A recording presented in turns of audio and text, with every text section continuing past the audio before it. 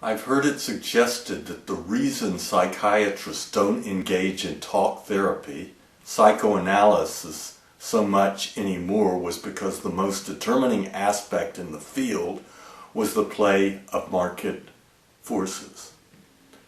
I would say there are more obvious reasons for this change, and if we look at the history of the Psychiatrist's Bible, the Diagnostic and Statistical Manual of Mental Disorders, or DSM for short, we can pin this change down pretty precisely.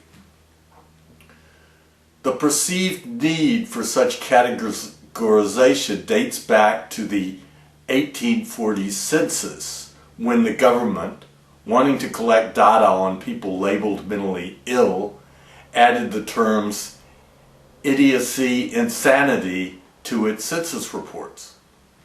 80 years later, and this category had expanded to include 7 categories: mania, melancholia, monomania, paresis, dementia, dipsomania, and epilepsy. In 1917, the Bureau of Census embraced a publication, the Statistical Manual for the Use of Institutions of the Insane, drafted by the Committee on Statistics of the American Medico-Psychological Association, precursor to the American Psychiatric Association and the National Commission on Mental Hygiene. Mental disorders were separated into 22 categories. This manual went through 10 editions until 1942. The APA name change took place in 1921. The DSM-1 was launched in 1952 when the country had to deal with problems of veterans returning from World War II.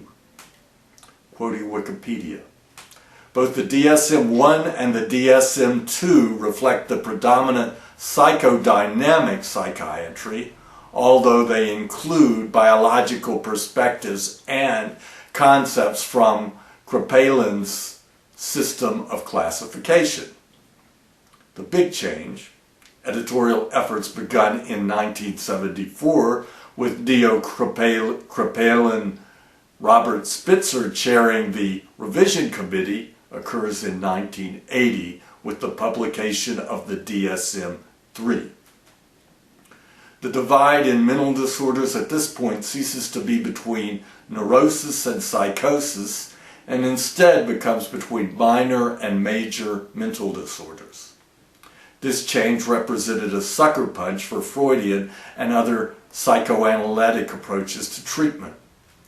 Biological medical model psychiatry had taken the wheel. The committee that came up with the DSM-4 was chaired by Alan Francis. This Alan Francis is the same Alan Francis who presents himself as a major critic of the DSM-5 revision process. Alan Francis is not for scrapping the DSM entirely. Alan Francis thinks a tightening or reform of the revision process will produce a better DSM, and that what is likely to come of the present revision efforts will be a shoddy product. There are approaching 400 disorders in the DSM-4, and while the DSM-5 may delete a disorder or two, some of the disorders it is adding spell automatic epidemic concerns. The DSM now makes the APA over $5 million a year, and its total take historically has added up to over $100 million. This is one of those major marketing forces psychiatrists may have been referring to, the other two being the insurance industry, public and private, and the pharmaceutical industry.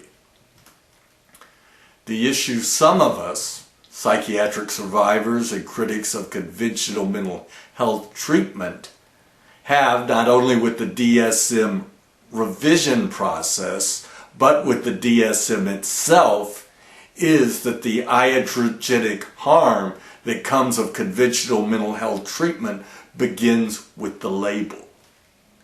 Any diagnostic category in the DSM. A label that is determined by committee selection and, by the way, that has very little, if any, basis in real science.